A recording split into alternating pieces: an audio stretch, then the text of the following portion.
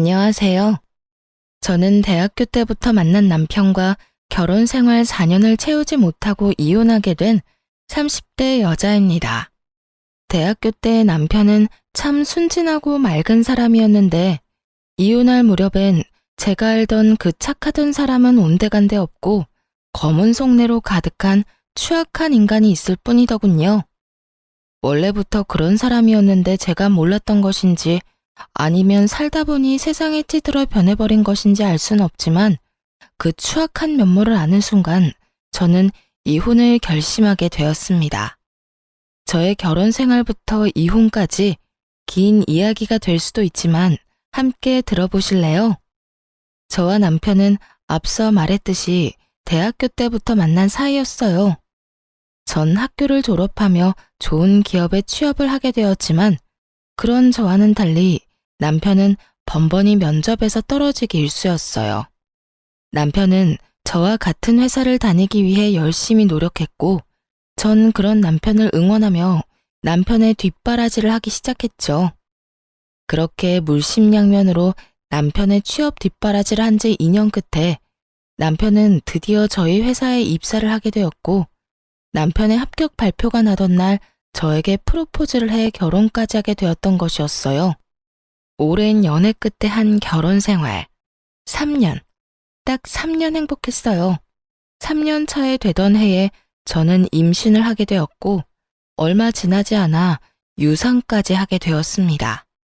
첫 아기를 잃은 슬픔에 저는 몸도 몸이지만 마음마저 많이 망가져만 갔고 잠시 회사를 휴직하고 쉬어가는 시간을 갖게 되었어요.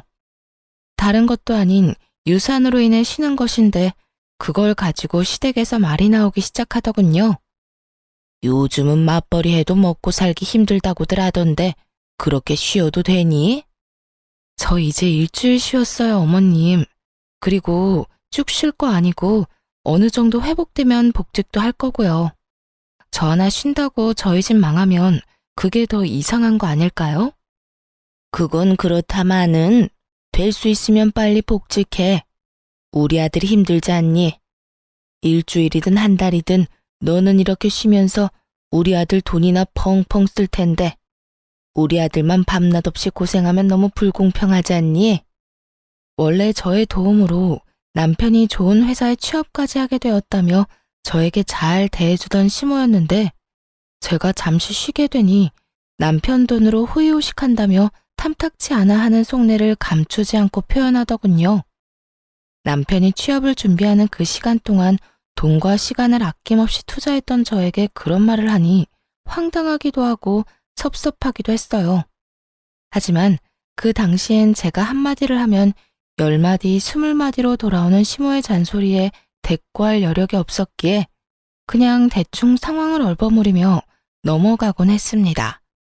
그런데 제가 가만히 참아주니 그래도 되는 사람이라고 느꼈는지 점점 말은 독해져만 갔고 결국 유산 이야기까지 입에 올리더라고요. 돈도 못 벌어오면서 유산까지 하고 우리 아들이 아주 상전을 모시고 사는구나. 너 유산 핑계로 내 아들 밥도 안 차려주고 그런 건 아니지?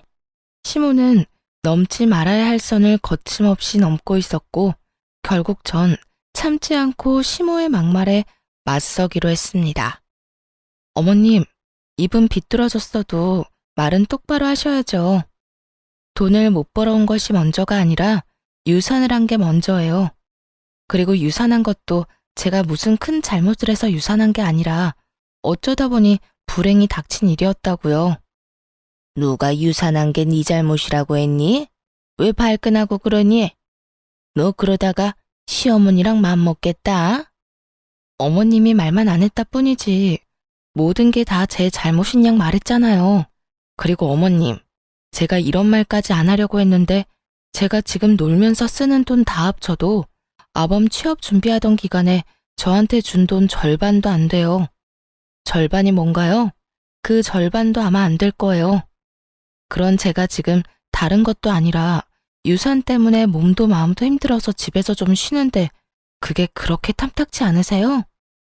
탐탁지 않기는. 난 그저 너희가 걱정되어서 그랬지. 너도 참 너다. 아직까지 네가 내 아들한테 해준 돈 계산이나 하고 있었니? 너 그렇게 안 봤는데 아주 계산적인 애였구나. 제가 계산적인 게 아니라 어머님이 저를 이렇게 만들고 계신 거예요. 그러니까 더 나쁜 꼴 보기 싫으시면 이런 상처되는 말은 하지 마세요. 아니, 이런 말로 저한테 상처 주실 거면 앞으로 연락 자체를 하지 말아주세요. 제가 하루라도 빨리 몸도 마음도 건강해져야 돈 벌러 회사에 나가지 않겠어요? 그러면 저는 할 말 다 했으니 이만 끊을게요. 시모의 노발대발하는 소리가 수화기 너머로 들려왔지만 저는 그냥 전화를 끊어버렸어요. 더는 그 말도 안 되는 독설을 들을 필요도 듣고 싶지도 않았기 때문이었죠. 그날 저녁 퇴근 후 돌아온 남편에게 저는 그간 쌓였던 울분을 토해내게 되었어요. 여보, 정말 어머님 너무한 거 아니야? 나한테 돈도 못 벌어오는 게 유산까지 했다고 구박하시더라. 그것뿐인 줄 알아? 당신이 힘들게 벌어오는 돈 놀고 먹으면서 써댄다고 아주 불만도 많으셔. 그랬어? 우리 엄마가 정말 그랬단 말이야? 아, 내가 진짜 당신 볼 면목이 없다. 내가 미안해. 정말 미안해. 당신이 나한테 어떤 사람인데 그런 말을 듣게 해서 미안. 당신이 잘못한 것도 아닌데 사과는 됐고 다신 어머님이 그런 말 나한테 하지 않게만 해줘. 당신이 잘 말 좀 해달란 말이야. 그래, 알겠어. 내가 엄마한테 다신 그러지 말라고 신신당부할게. 남편이 사과도 했고 시모가 다신 그러지 못하도록 잘 말하겠다기에 이를 키우지 않고 그냥 넘어가기로 했습니다. 그런데 시모가 정신을 차리지 못한 것인지 집으로 찾아오며 저를 괴롭히기 시작하더군요. 막상 찾아와서는 무언가 시킨다거나 말을 심하게 한다거나 피해가 되는 행동을 하진 않았지만 좋지 않았던 일도 있었던 터라 시모가 오는 자체가 불편한 건 사실이었어요. 하지만 그렇다고 해서 오는 사람을 아무 이유도 없이 못 오게 막을 수도 없는 노릇이었기에 적당히 시모와 시간을 보내고 돌려보내곤 했었죠. 그러던 어느 날 일이 터지고야 말았죠. 그날은 잠시 외출했다가 퇴근하는 남편을 만나 집으로 돌아온 날이었죠. 집에 들어서니 시모 혼자 집을 아주 엉망진창으로 만들어 놓고선 저희를 기다리고 있더라고요. 제 집처럼 밥도 잘 챙겨 먹었는지 설거지도 쌓여 있었고요. 주인 없는 안방에서 잠도 잤는지 이불도 헝클어져 있었죠. 처음 5초가량은 이게 도무지 무슨 상황인지 판단 자체가 서지 않더군요. 그것도 잠시 시모의 웃으면서 왔냐는 말에 정신이 차려지며 상황 파악이 되었고 곧바로 남편을 쳐다봤어요. 문을 열어줄 사람이 없는데 시모가 집에 떡하니 들어와 있다는 것은 분명 남편이 비밀번호를 알려줬을 거란 확신 때문이었죠. 하지만 제 눈빛을 읽은 남편은 손사래까지 치며 아니라고 억울함을 호소하기 시작하더군요. 나 진짜 아니야. 난 엄마한테 비밀번호 같은 거 안 알려줬어. 내가 미쳤다고 그런 걸 당신이랑 상의도 없이 알려줬을까봐. 남편은 절대 아니라며 손사래를 계속해서 치고 있었고 그럼에도 제가 남편을 계속 보고 있으니 시모가 나서 자초지종을 설명해 주더라고요. 괜히 우리 아들 잡을 필요 없다. 우리 아들 말처럼 나 비밀번호 누르고 들어온 거 아니다. 저번에 왔을 때 보니까 마스터키가 수납장 안에 있길래 내가 미리 챙겨놨어. 오늘도 그걸로 열고 들어왔어. 그러니까 내 아들 좀 그만 쳐다보려무나. 그러다 귀한 우리 아들 얼굴 뚫리겠어. 시모는 자신이 어떤 짓을 한지도 모르는 채 당당한 태도였고 전 점점 화가 치솟고 있었어요. 제 표정은 점점 굳어져만 갔고 표정이 굳어지면 굳어질수록 남편은 제 눈치를 살피느라 바쁘더라고요.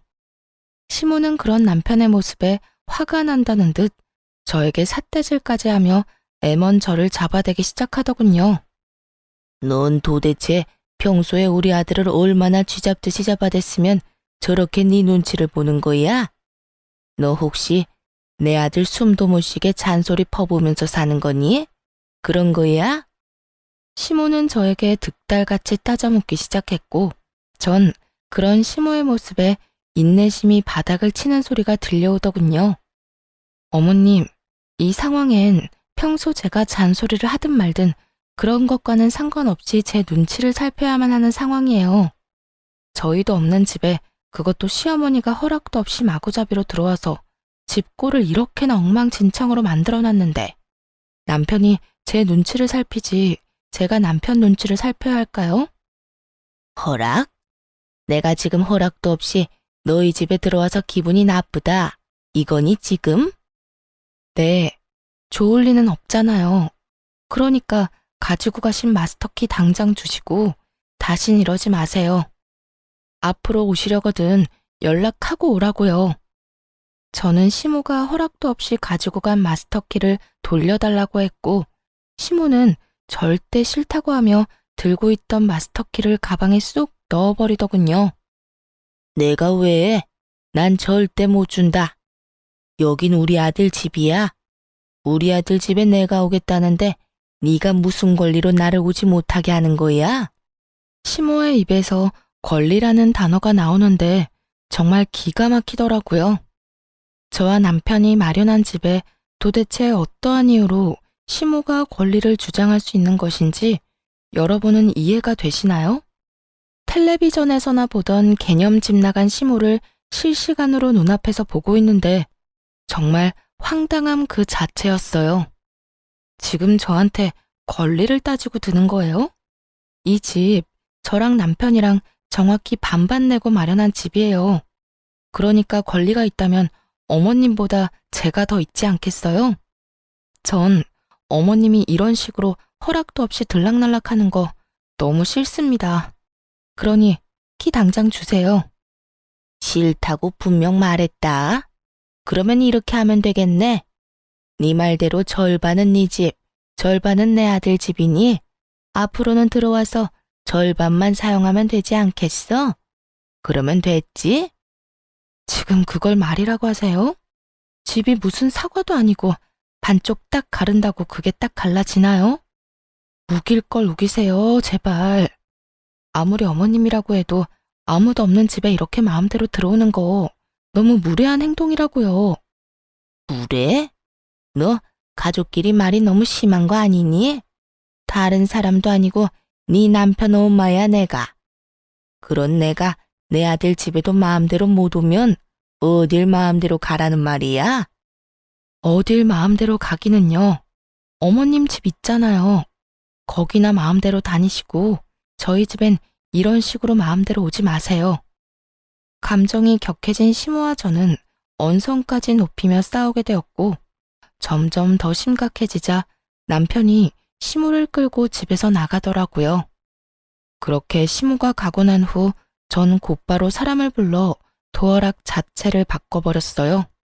그렇게 해도 화가 가라앉지 않아 씩씩거리고 있는데 시모를 시댁에 데려다주고 돌아온 남편이 바뀐 도어락을 보며 쭈뼛쭈뼛 입을 떼기 시작하더라고요. 꼭 이렇게까지 해야 해? 너무 과하지 않나 싶은데.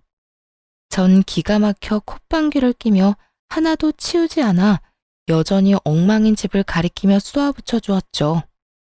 과한 건 내가 아니라 어머님이야. 입장 바꿔서 생각해봐.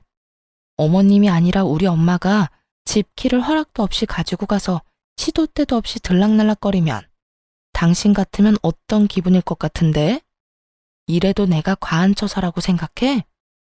남편은 깊이 생각해 볼 것도 없이 그건 싫었는지 미간을 찌푸리며 아무런 말도 하지 않고 있었고 전 그런 남편에게 더 단호하게 한마디 해주었어요. 어머님 말리지 못할 것 같으면 아무런 말도 하지 마. 나 지금 당신이 생각하는 것보다 훨씬 더 많이 화났으니까. 전 다른 건 몰라도 아무도 없는 집에 시모처럼 당연하다는 듯 오가는 행동은 이해할 수도 이해할 생각도 없었으므로 더욱 단호하게 대처하기로 한 것이었어요. 다음 날 제 예상과 같이 시모는 다시 저희 집을 찾아왔고 그날은 제가 외출을 하지 않고 집에서 시간을 보내던 중이었어요. 밖이 어수선하다 싶더니 아니나 다를까 시모는 벨도 누르지 않고 문을 열려고 하고 있었고 한참을 문과 실랑이 하던 시모는 그제야 도어락이 바뀌었다는 걸 알았는지 큰 소리의 욕설과 함께 통화하는 소리가 들려오더라고요. 여기요. 문 좀 열려고 하는데 언제쯤 올 수 있어요? 오면 바로 열 수는 있나요? 문을 뜯어내든 부수든 아무런 상관없으니까 빨리 와서 이 문 좀 열어주세요. 시모는 열쇠집에 전화를 해 문을 뜯어달라고 요구하고 있었고 기가 막혔던 전 바로 현관문을 열어버렸어요. 저와 시모는 눈이 마주쳤고 시모는 전화를 그냥 끊더니 태연하게 이렇게 말하더라고요. 아무래도 네가 안 열어줄 것 같아서 아예 문을 뜯어내고 들어가려고 했더니 왜 열었니? 문 뜯길 때까지 기다리지. 하여튼 요즘 것들 버릇없다고 하더니 시험이 못 오게 도어락을 바꿔? 어디서 배운 건방진 짓거리야? 내가 말했지.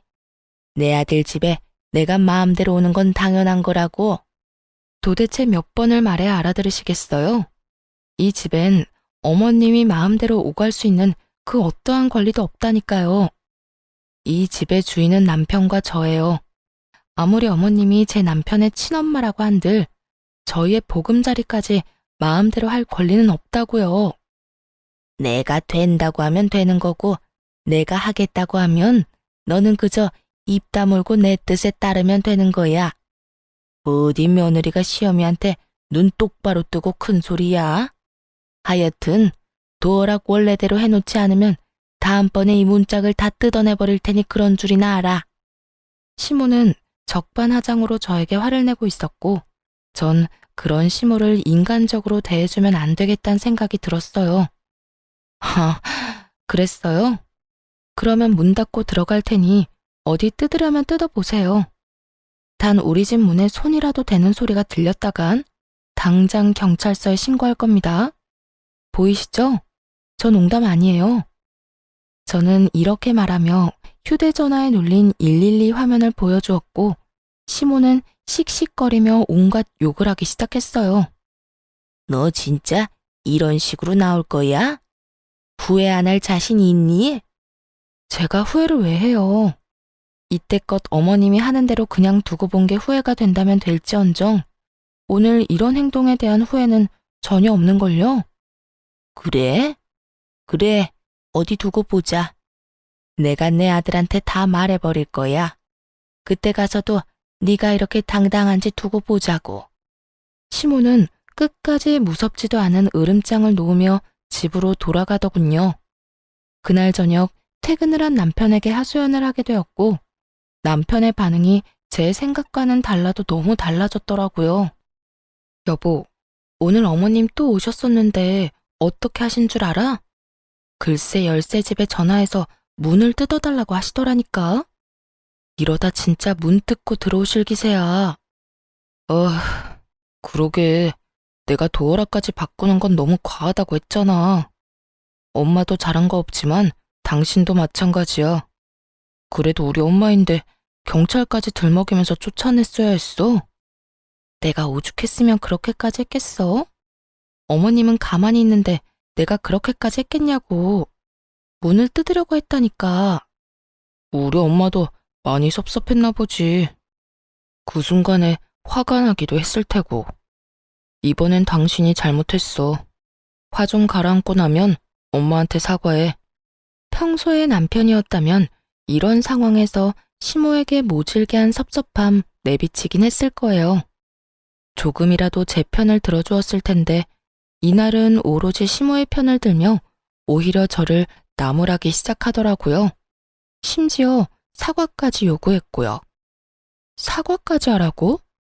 내가 뭘 잘못했는데.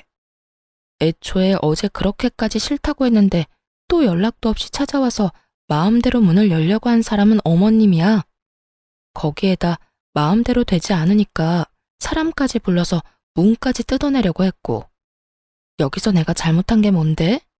112 좀 누른 거? 그렇게 안 했으면 어머님이 고분고분하게 집에 갔을 것 같아?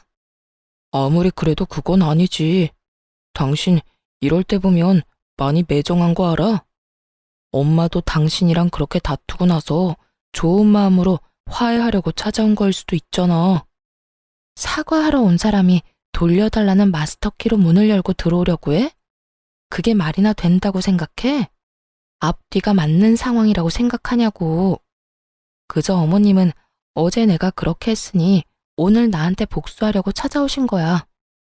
당신은 당신 엄마를 그렇게 몰라? 설사 엄마가 그런 목적으로 왔다고 한들 당신이 좀 져줬어도 되잖아. 꼭 그렇게까지 해야지 직성이 풀려. 어쨌든 이번엔 나도 당신이 이해가 안 된다. 정말 실망이야. 남편은 더는 제 말을 들어보려는 의지조차 없어 보였어요. 그렇게 저희 사이는 멀어지기 시작했어요. 점점 더 멀어지는 남편을 보며 아무리 생각해봐도 남편의 갑자기 변해버린 행동이 이해가 되지 않았어요. 객관적으로 생각해도 아무도 없는 아들 집에 마음대로 문 따고 오가려고 하는 시모가 잘못한 것이 분명한데 남편의 일방적으로 치우친 행동이 이해가 되지 않았죠. 남편과 결혼 이후 처음으로 크게 싸운 것이 되었고 전 남편이 이해되지 않는 것을 넘어 의심스러워지기 시작했어요.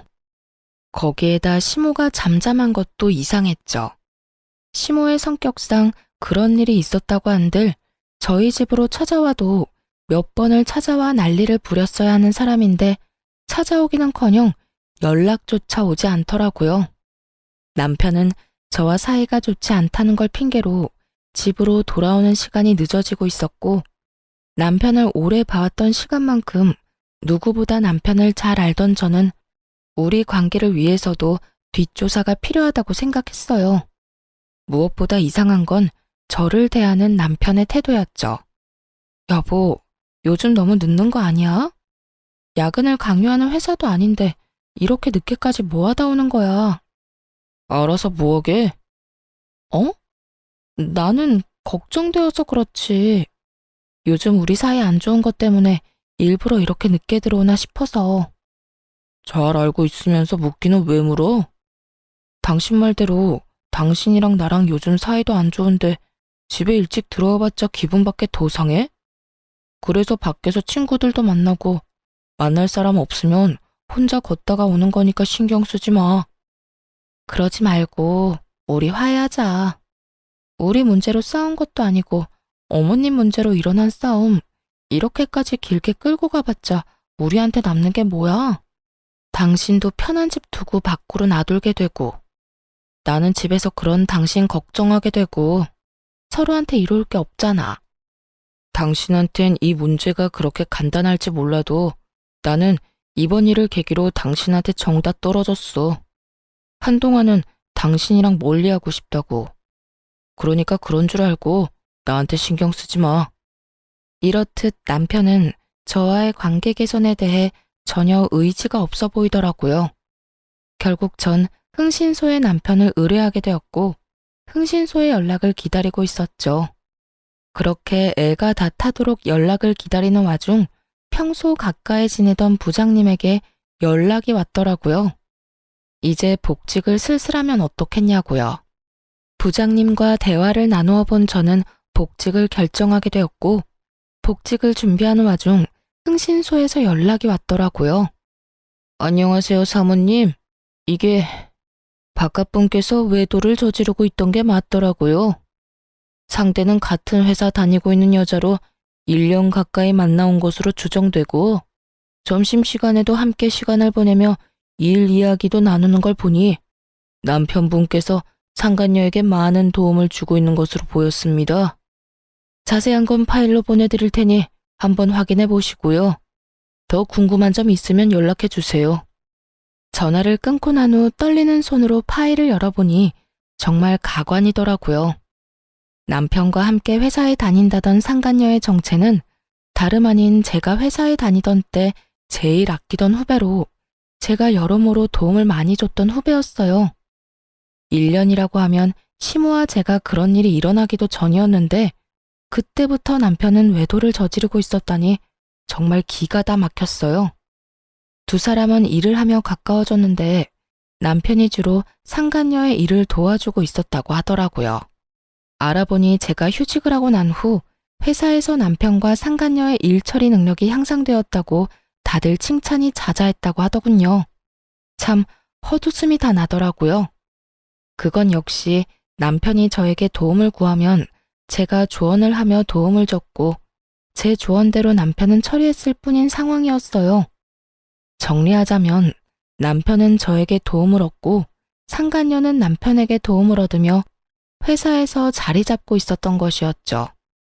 제 뒷바라지를 받으며 제 덕에 취업을 한 남편놈이 이젠 내 덕에 외도까지 저지르고 있었다는 사실을 알고 나니 두 연놈을 가만두면 안 되겠더라고요. 그렇게 복수를 계획하며 이혼을 준비하는 사이 복직 날짜가 다가왔고 전 서류들을 준비해 남편도 모르게 회사로 출근을 했어요. 출근을 하니 회의실에서 남편이 발표를 하고 있더군요. 1년을 이끌어갈 신규 사업 기획에 대해 발표하고 있었는데 전 그 회의실로 지체하지 않고 들어가 그 회의를 멈춰버렸죠. 잠시 멈추시죠? 갑작스러운 저의 등장에 남편은 크게 당황한 눈치였고 상간녀 역시 저와 남편의 눈치를 살피느라 바쁘더군요. 전 오래전부터 준비한 자료들을 직원들에게 보여주며 준비한 말을 꺼내기 시작했어요. 애초에 이건 제가 오래전부터 준비했던 아이디어인데 왜 차대리가 발표를 하고 있는 걸까요? 차대리, 이유가 뭘까요? 그래요. 부장님이 갑작스럽게 연락이 와 복직을 권했던 이유는 다름 아닌 이것 때문이었어요. 남편은 저도 모르게 제 노트북에서 제가 오랜 시간 동안 공들여 기획 중이던 아이디어를 마치 본인의 아이디어인 양 회사에 제출했고 제가 이 아이템을 구상하던 당시 함께 머리를 모았던 부장님이 저에게 연락을 줬던 것이었죠. 자료를 보니 상간녀도 팀원으로 이름이 올라와 있던 것으로 보아하니 상간녀 역시 모든 사실을 알고도 묵인하고 있었던 것이었어요. 저는 모든 사실을 알리며 남편에게 어떻게 된 일인지 물었고 당황한 남편은 그게 무슨 소리냐며 자신의 아이디어라고 딱 잡아떼기 시작하더군요. 그게 무슨 말씀이세요? 이건 제가 오랫동안 생각하고 기획한 제 아이디어라고요. 혹시 제 노트북 보셨나요? 제 노트북에도 이런 자료를 저장한 것이 있는데 그걸 그대로 뽑아와서 이러는 거 아니냐고 묻는 겁니다. 차대리야말로 제 노트북에서 이 기획을 훔쳐간 거겠죠. 양심도 없이 이게 무슨 짓입니까? 제가 그랬다는 증거라도 있어요? 내가 이 기획안을 훔쳤다는 증거라도 있냐고요. 뻔뻔하기 그지없는 남편은 끝까지 발뺌을 하며 증거 타령을 하고 있었고 전 그런 남편에게 콧방귀를 끼며 이렇게 말해주었습니다. 증거는 없고 증인은 있는데요. 생각을 좀 해보세요. 하필 차대리가 이 발표를 하는 날 하필 제가 이렇게 복직을 해서 회사에 나왔는데 그게 다 우연이라고 생각해요? 증인이라니 설마... 네, 맞아요. 부장님께 연락받았어요. 저하고 부장님이 함께 기획하던 아이디어인데 차대리가 떡하니 차대리 이름 붙여서 기획서 올렸다고요. 그러니 내가 편안히 쉴 수가 있었겠어요? 그게 부장님이랑 짜고 거짓말하는 걸 수도 있잖아요. 두 사람 워낙 친하니까 나 물먹이려고 거짓말하는 건지 어떻게 알아요? 다들 믿지 마세요. 이건 전부 거짓말이라고요. 남편은 끝까지 이상한 소리를 해대고 있었고 그때 프로젝트를 진행하게 되면 함께하려 했었던 직원들이 나서주기 시작했어요. 저도 증인이에요. 저도 그 프로젝트 시작하게 되면 참여할 수도 있다고 기획안이랑 다 살펴본 적 있거든요. 그래서 차대리님이 이 계획서로 발표하실 때 이상하다 하긴 했어요. 저도요. 저 역시 기획안 본 적 있어요. 여러 사람이 제 말에 힘을 실어주고 있었고 남편은 더는 우길 수가 없다 싶었는지 붉어진 얼굴을 하고선 저를 회의실 밖으로 끌고 나와버리더군요. 당신, 내가 잘 되는 게 그렇게나 꼴 보기 싫었어? 아무리 그래도 그렇지 이건 너무하잖아. 당신이 이딴 식으로 나오면 내가 앞으로 회사 생활을 어떻게 해? 좋은 게 좋은 거라고 당신 노트북에서 묵혀 없어질 바엔 나라도 이렇게 꺼내주면 오히려 고마워해야 하는 거 아니냐고. 남편은 말도 안 되는 개소리를 참 뻔뻔하게도 내뱉더군요. 그리고 이 일이 잘 됐으면 내 진급은 따놓은 당상일 텐데 그렇게 됐으면 나만 좋아? 당신도 좋았을 거 아니야. 부부는 일심동체라고.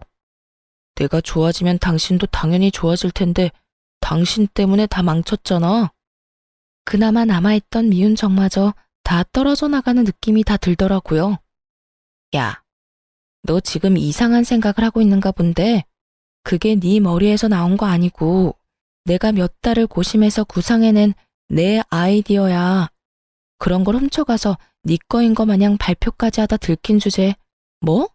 나 때문에 다 망쳐? 정신 좀 차려. 아무리 부부 사이더라도 남의 아이디어 훔쳐가는 건 하면 안 되는 행동이야.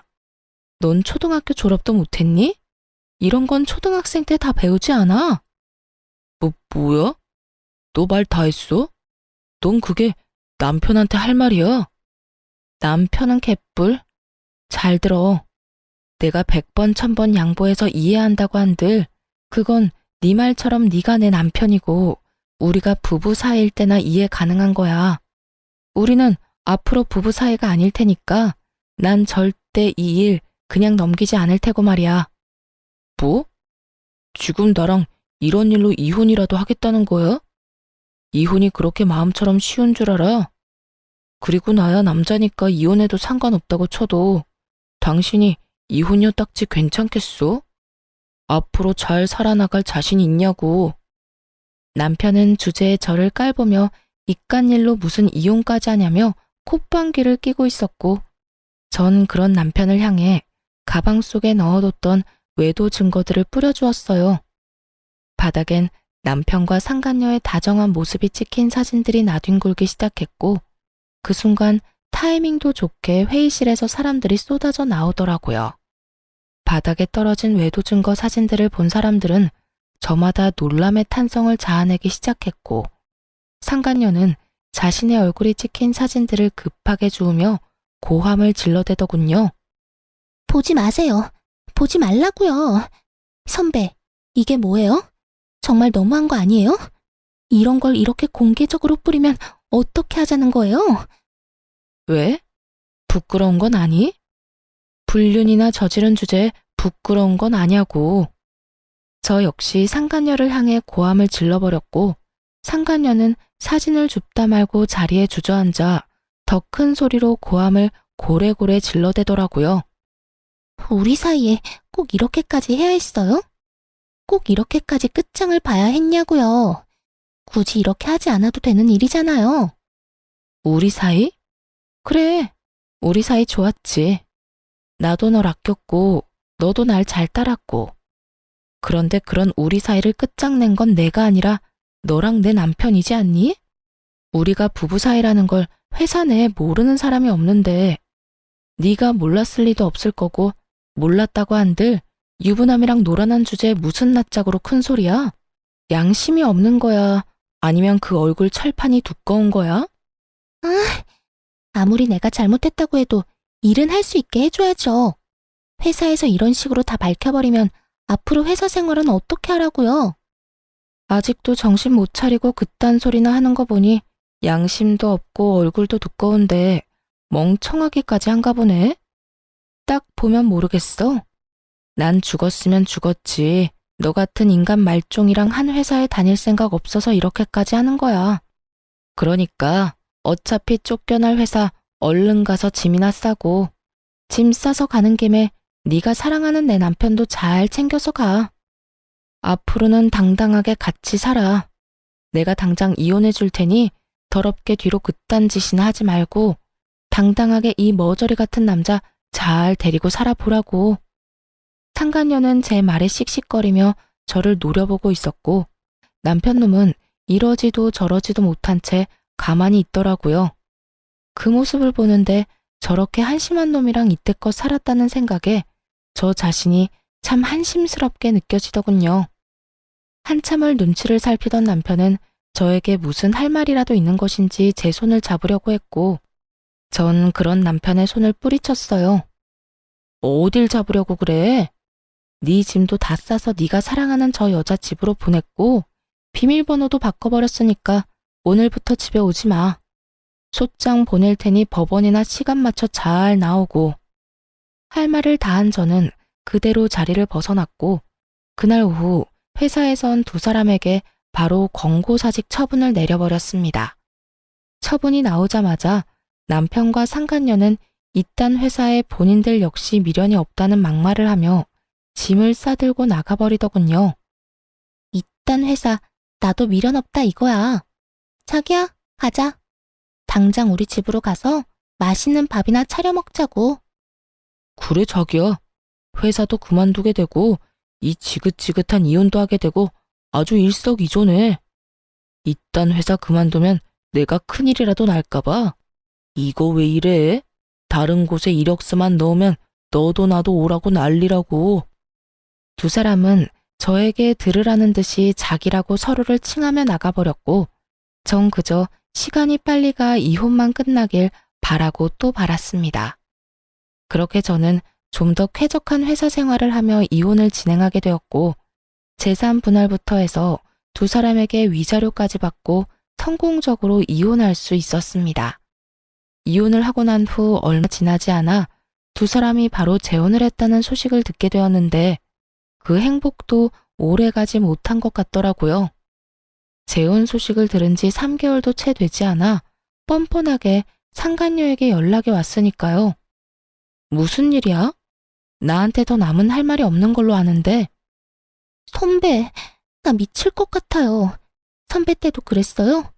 글쎄 어머님이 계속 우리 집에 연락도 없이 찾아온다고요. 비밀번호 알려달라고 하는 거 안 알려줬더니 마스터키를 찾아내서 문을 막 열고 들어오는데 미칠 것 같다고요. 전 시모의 한결같은 그 개념 없는 행동이 그 순간엔 고맙기까지 하더군요. 상간녀의 말을 들어보니 전 시모는 여전히 아들 집을 제 집처럼 생각하고 있었고, 이번엔 먼저 비밀번호를 알려달라는 요구를 했다고 하더군요. 하지만 그것이 거부당하자 저에게 했듯이 마스터키를 찾아내서 아들 집을 제 집처럼 오가고 있었던 것이었어요.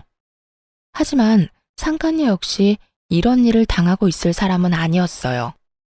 그래서 그 말 하려고 나한테 전화한 거야? 아니요. 선배 때는 어땠나 해서요.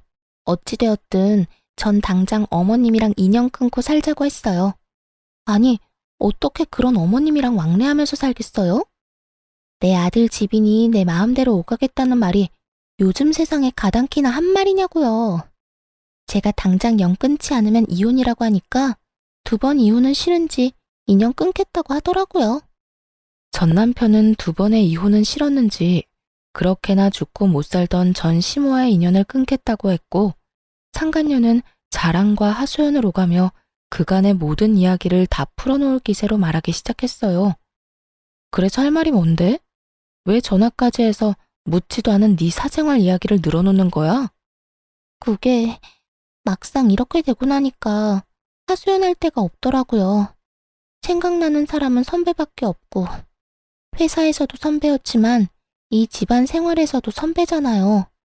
그래서 이것저것 궁금한 게 많더라고요.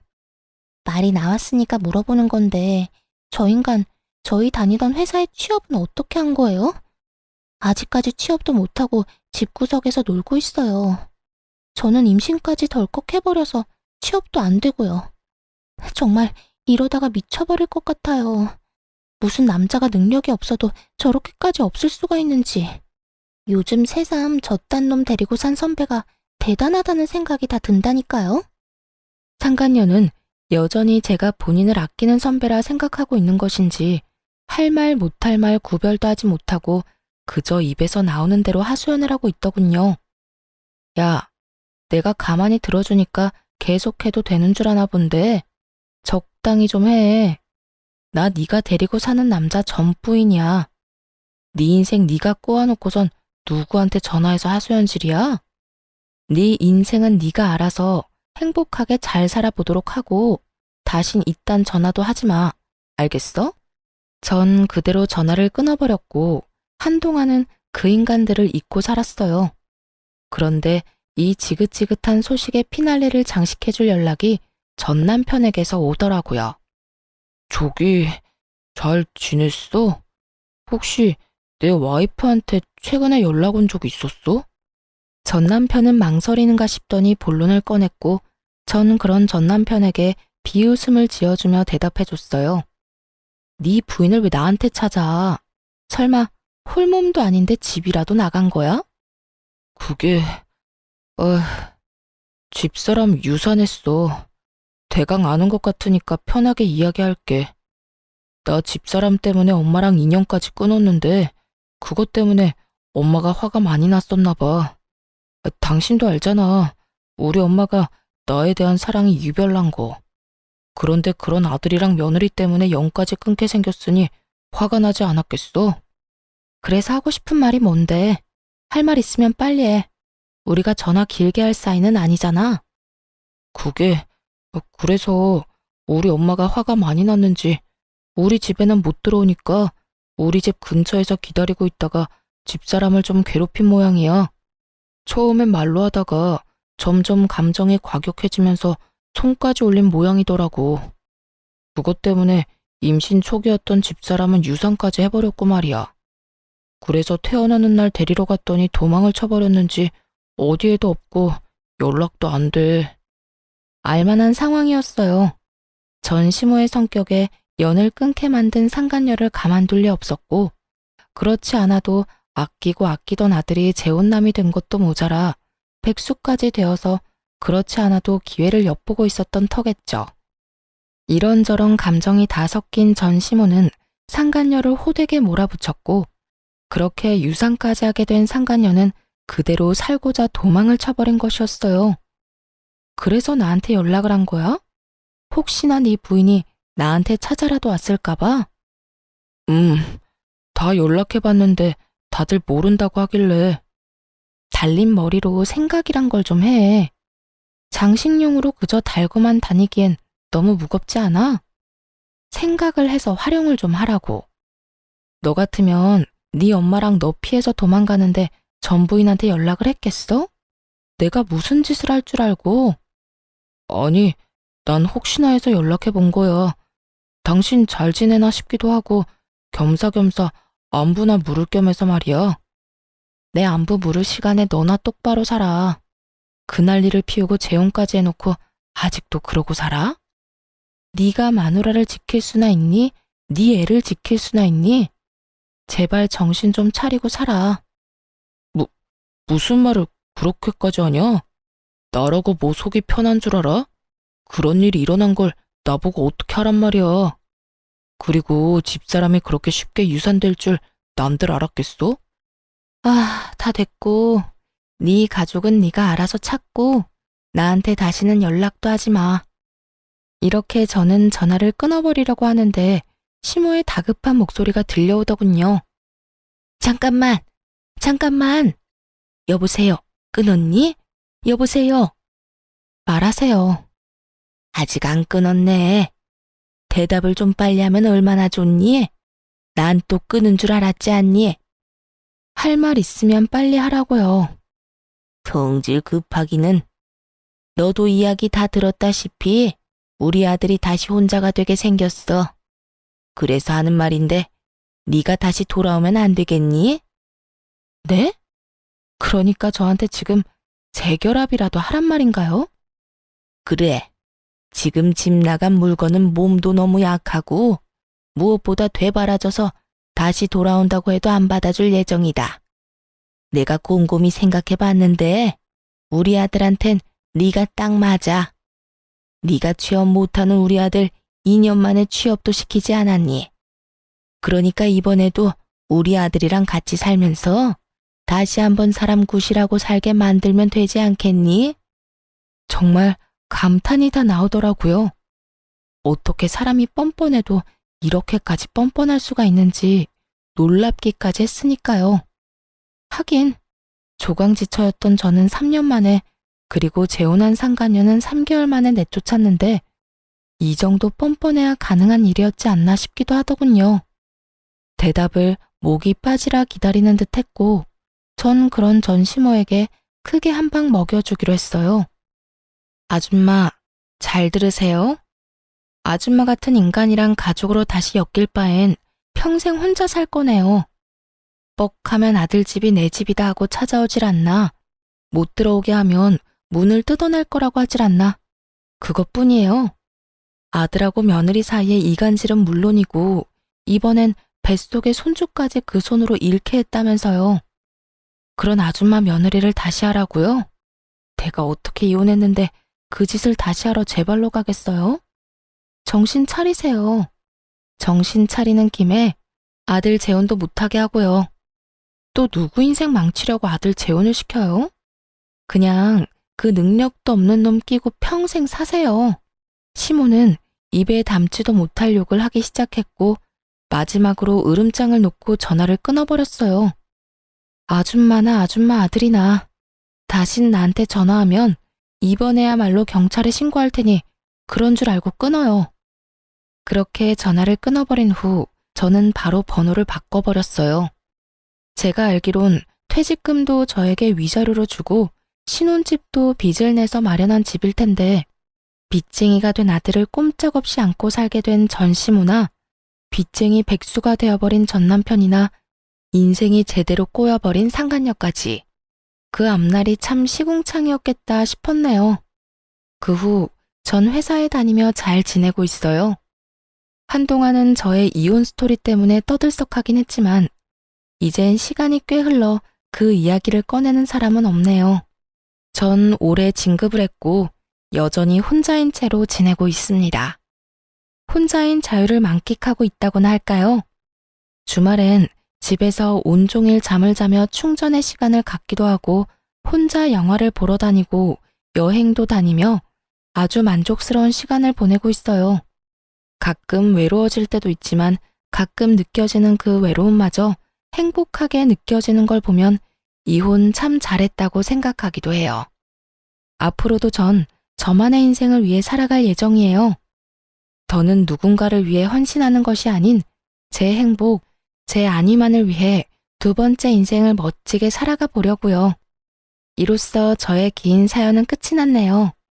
긴 글 함께 해주신 분들 감사합니다.